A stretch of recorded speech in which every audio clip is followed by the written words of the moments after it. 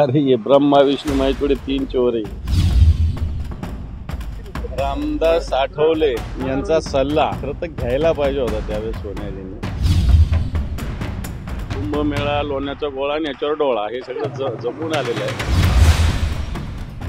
मला असं वाटतं देवेंद्र फडणवीस हे भारतीय जनता पार्टीचे प्रवक्त्यापेक्षा निवडणूक आयोगाचे प्रवक्ते म्हणून जास्त काम करतात.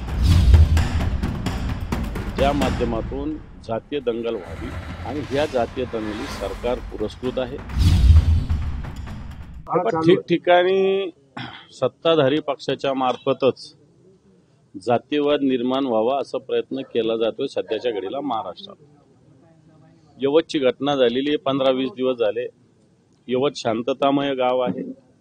आता कोल्हापूरमध्ये हा प्रकार होतोय आणि गणपती उत्सवामध्ये सुद्धा काही ठिकाणी मुद्दाम वेगवेगळ्या पद्धतीनं कृत्या काढल्या जातात, काड्या केल्या जातात, ज्या माध्यमातून जातीय दंगल व्हावी आणि ह्या जातीय दंगली सरकार पुरस्कृत आहे. सरकारला अशा पद्धतीनं या महाराष्ट्रामध्ये धर्मवाद निर्माण करायचा आहे, जातीयवाद निर्माण करायचा आहे.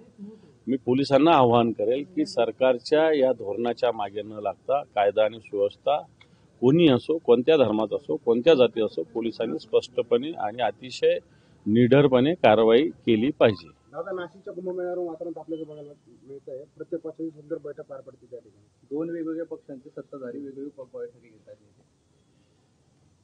हे पण आता त्यांची आडवान त्यांची जिरवा चालू आहे. कुंभमेळ्यापेक्षा लोण्याचा गोळा कसा आपल्याकडे येईल अशाच पद्धतीनं त्याच्यासाठीच बैठकांचा आग्रह आहे. बाकी काही याच्यातलं फार कुंभाविषयी किंवा देवाधर्माविषयी यांना प्रेम याच्यातला काही भाग नाही. यांची मतं आपण जाणून आहे सगळ्यांची. जास्त गंभीर आरोप आहे दादा तुमचा. बिलकुल स्पष्ट आहे एकदम.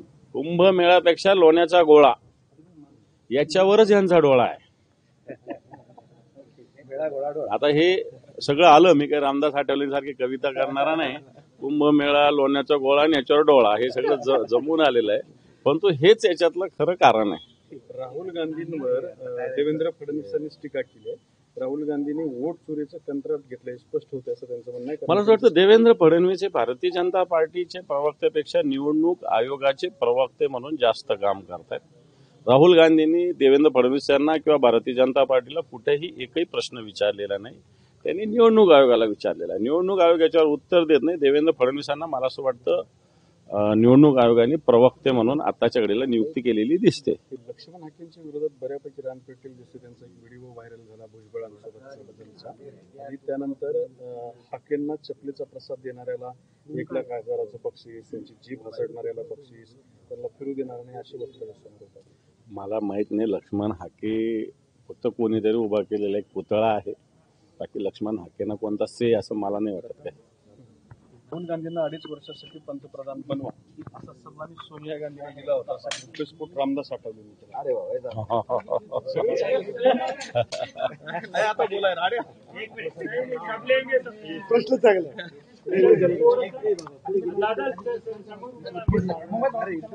रामदास आठवले यांचा सल्ला खरं तर घ्यायला पाहिजे होता त्यावेळेस सोनियाजींनी. पण तो का घेतला नाही मला माहिती नाही. रामदास आठवलेंनी किती सिरियसली सांगितलं होतं की एखादी कोटी करून सांगितलं होतं हे नाही माहिती मला. दुसरा आणखी एक मुद्दा असा आहे की बीड जिल्ह्यात एका आश्रमशाळेमध्ये कर्मचाऱ्याची आत्महत्या झाली आहे आणि तिथं संस्थाचालकाला कंटाळून त्यानं आत्महत्या केली आहे. ते प्रकरण सध्या चांगलं गाजतंय. अशा अनेक घटना आहे. वडवणीला सुद्धा एका वकिलाने आत्महत्या केली. आपल्याला माहिती नसतो. न्यायाधीशावर गुन्हा दाखल होतोय. इकडे अशा पद्धतीनं ही संस्था चालकावर गुन्हा दाखल होतोय. हे सगळं का होतंय? संस्था चालकावर गुन्हा का दाखल होतो? संस्था चालक निर्ढावलेले आहे. शिक्षकांना वेठ बिगारासारखं काम करावं लागतं. म्हणून या सगळ्या गोष्टी होत आहेत. आणखी एक प्रश्न असा इंटरेस्टिंग आहे अण्णा हजारेच्या बाबतीत. लोक म्हणतात अण्णा उठा, आता तरी जागे व्हा, बॅनर लागली, सगळं झालं. अण्णांनी त्यांना उत्तर दिलं होतं की मीच फोटोवर लढा लढू. पण पुन्हा आणखी सुरू झालं की राहुल गांधीच्या मतचोरीचं जे आंदोलन आहे त्याला साथ द्या, अण्णा झोपेतून उठा. या सगळ्या झोपेतून उठा विषयावर तुमचं काय म्हणणं आहे? हे पण अण्णांचं आंदोलन त्यावेळी झालेलं, देशात परिवर्तन झालेलं. तो अण्णांची भूमिका नंतर आपण सगळी बघितलेली ही तशी पाहायला गेली तर कोणाच्या फेवरनी आहे हे लक्षात येत आहे. आणि म्हणून लोकांच्या मनात शंका येऊ लागली, म्हणून अण्णा उठा असं लोक बोलतात.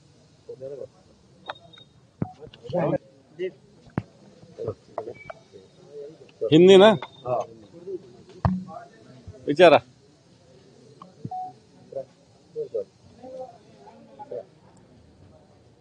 दादा, तेजस्वी यादव के खिलाफ चंद्रपुर में एफआईआर दर्ज हुई है, उन्होंने प्रधानमंत्री को लेकर प्रधानमंत्री को कहना नहीं चाहिए क्या? प्रधानमंत्री को कह सकते हैं, कोई सामान्य आदमी प्रधानमंत्री के खिलाफ बात कर सकता है. इस देश में लोकशाही है, डेमोक्रेसी है. तेजस्वी यादव तो एलओपी है बिहार में, लेकिन एलओपी का एक सामान्य आदमी भी प्रधानमंत्री के खिलाफ बात कर सकता है. अगर जो बात हमको नहीं समझी, नहीं पटी, तो हम बात करेंगे. इसलिए अगर ऐसा कोई चंद्रपुर में हुआ होगा तो मैं समझता हूँ गलत है ये.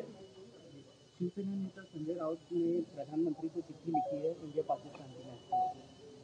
बिल्कुल सही चिट्ठी लिखी है उन्होंने. इंडिया पाकिस्तान मैच बिल्कुल होना नहीं चाहिए, भले कोई सीरीज में हो या 1-1 मैच में हो, क्योंकि जिस पाकिस्तान ने हिंदुस्तान में घुस के पाकिस्तान के लोगों ने पहलगाम में 26 लोगों के सिंदूर को मिटाया था, उनसे मैच हो ही नहीं सकती. तो कब हम जीते या हारे, हारने का सवाल नहीं आता, लेकिन जीते नहीं तो भी चलेंगे. लेकिन देश महत्व का है, देश प्रेम महत्व का है, राष्ट्रभक्ति महत्व की है, अपना राष्ट्र महत्व का है. और तुम राष्ट्र छोड़ के मैच की तरफ क्यों ध्यान दे रहे हैं?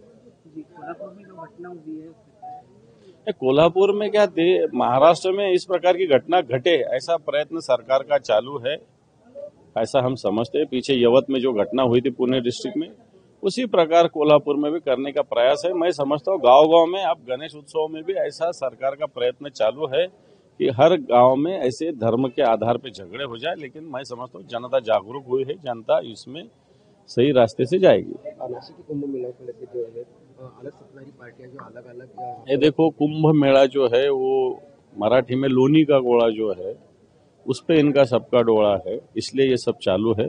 बाकी इनको कुंभ मेला से कोई इंटरेस्ट नहीं. Thank you. खड्डे को लेकर जो कहा गया है मुख्यमंत्री की ओर से, क्या कहा?